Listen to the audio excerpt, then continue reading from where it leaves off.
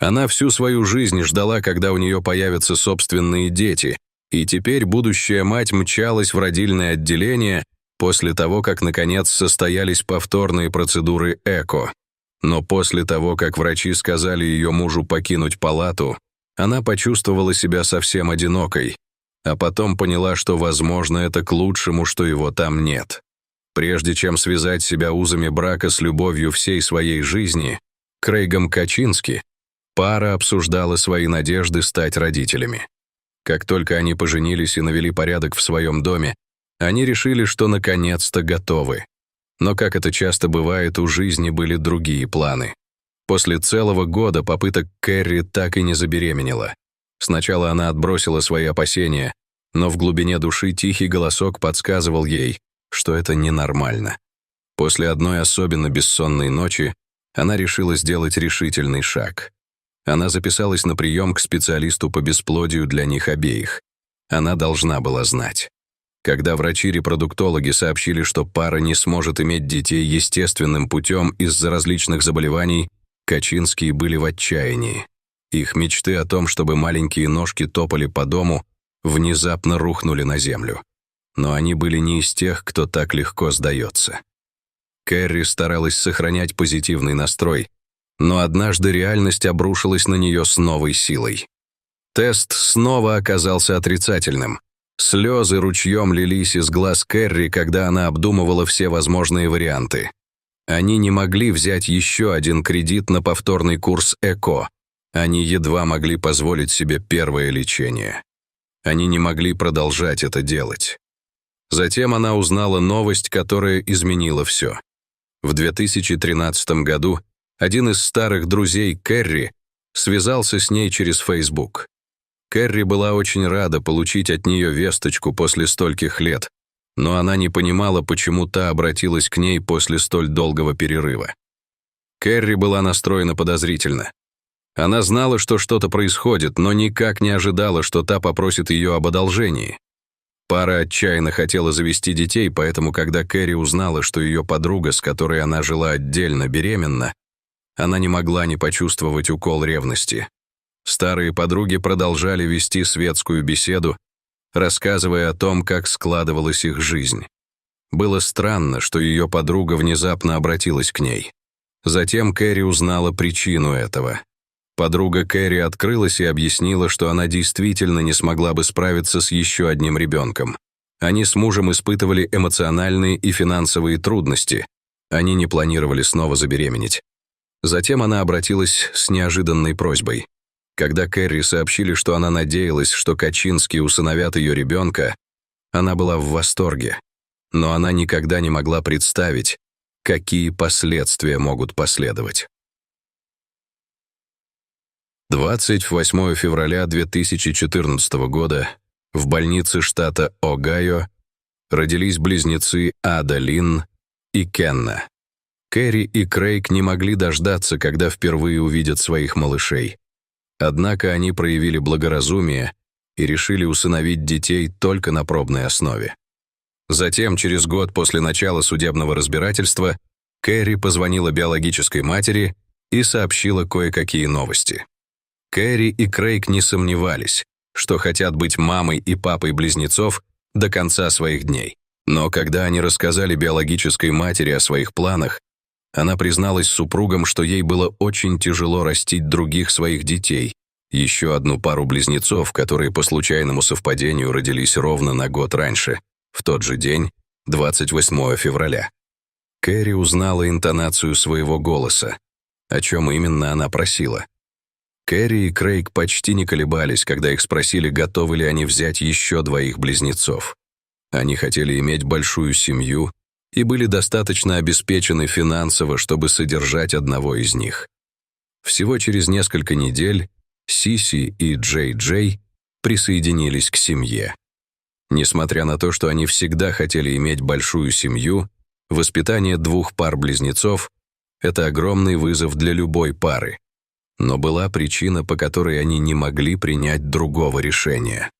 Кэрри объяснила журналистам, что решение было непростым, но его необходимо было принять, чтобы не разделить детей. Это было непросто. Мы сами пытались забеременеть, но они были братьями и сестрами, так что это определенно было частью нашего рассмотрения. Мы хотели, чтобы они были вместе, рассказала Кэрри журналу «Таймс». Но жизнь преподнесла им сюрприз. Несмотря на то, что в семье у них теперь царила неразбериха, Кэрри и Крейг по-прежнему хотели иметь собственных детей и надеялись, что однажды произойдет чудо, несмотря на то, что им сказал врач. Затем, всего год спустя, Кэрри почувствовала то, о чем никогда не думала. Она накинула пальто и попросила Крейга отвезти ее к врачу. Когда врач вернулся с документами, он молчал. Затем он повернулся к Крейгу и велел ему покинуть палату. Кэрри была смущена и напугана, но когда доктор поднял глаза и произнес 3 слова, от которых у нее по спине пробежали мурашки, она поняла, что, возможно, это к лучшему, что ее мужа здесь нет. Кэрри и Крейг очень нервничали. Они и представить себе не могли, что когда-нибудь смогут пройти тест на беременность. Поэтому при мысли о том, что результат может быть положительным, у них обоих защемило в животе. Положительный результат теста был настоящим чудом. Но то, что доктор сказал дальше, перевернуло их жизнь с ног на голову. Пара прыгала от радости, когда им сказали, что Кэрри наконец-то забеременела. Но по-настоящему большой новостью было то, что у них родилась еще одна пара близнецов. За одну ночь семья выросла из 6 здоровых членов до 8, и, наконец, у них появился собственный ребенок. У Качинских все шло замечательно, пока Кэрри не начала испытывать приступы боли примерно на середине беременности. Кэрри была всего на 5-м месяце беременности, когда сидела на диване, складывая одежду, и почувствовала, что у нее могут начаться схватки. И она, и Крейг отчаянно беспокоились, что что-то может быть серьезно не в порядке. Крейг помчался домой, посадил Кэрри в машину и как можно быстрее отправился в больницу. Но они боялись, что могут не успеть вовремя. Как только Кэрри попала в больницу, врачи поняли, что им нужно действовать быстро. Кэрри потребовалась бы срочная процедура, если бы близнецы появились на свет так рано. Они попросили Крейга покинуть палату, чтобы у врачей было место для работы. Отец 4 детей ходил взад-вперед по приемной. Затем хирург обратился к отчаявшемуся отцу с новостями.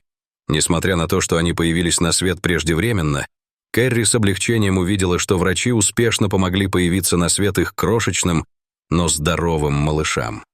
Семья снова пополнилась еще 2 детьми, и они были невероятно счастливы. Несмотря на то, что они и не мечтали, что когда-нибудь станут родителями 3 пар близнецов. Но тот факт, что у пары теперь 2 собственных детей, это даже не самое большое совпадение в истории Качинских. Хотя в это может быть трудно поверить, окончание этих 6 недель стало совершенно особенной датой в календаре. Это было 28 февраля, что означало, что у всех 3 пар близнецов был один и тот же день рождения. Вероятность этого крайне мала, но это сделало клан Качинских еще более особенным и уникальным. В то время некоторые считали, что от выживания новорожденного зависит многое. В конце концов, они родились всего на 25-й неделе беременности, и на момент родов малыши весили всего 1 фунт 6 унций. Они были немедленно доставлены в специальное отделение интенсивной терапии новорожденных, поскольку нуждались в особом уходе, а также в хирургическом вмешательстве. После нескольких недель тяжелого пребывания в отделении интенсивной терапии у младенцев начали проявляться признаки улучшения. Несмотря на многочисленные операции и перенесенные вирусные инфекции, близнецы чувствуют себя лучше и набрали 1,5 килограмма. Их состояние остается стабильным, но они находятся в критическом состоянии из-за того, что родились преждевременно. Несмотря на то, что у них было много работы дома, и Кэрри, и Крейг старались как можно чаще навещать девочек-близняшек в больнице. Кэрри раз в день наведывалась в детскую больницу Висконсина. В то же время Крейг навещал девочек 3 раза в неделю, когда у него было свободное от работы время. Качинские очень религиозны, регулярно молятся и глубоко верят в Бога. Тот факт, что все 6 детей родились в один и тот же день, по их мнению, доказывает, что все это было частью Божьего плана. Сиси и Джей Джей родились 28 февраля 2013 года, а Далин и Кенна – 28 февраля 2014 года, а Кэролайн и Клариса – 28 февраля 2016 года.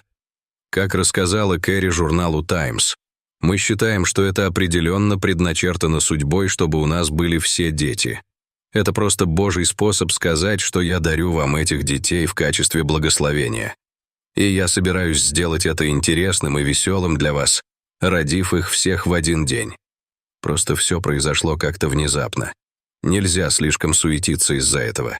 Ты просто пытаешься потушить большие пожары и надеешься, что маленькие пожары не будут слишком серьезными.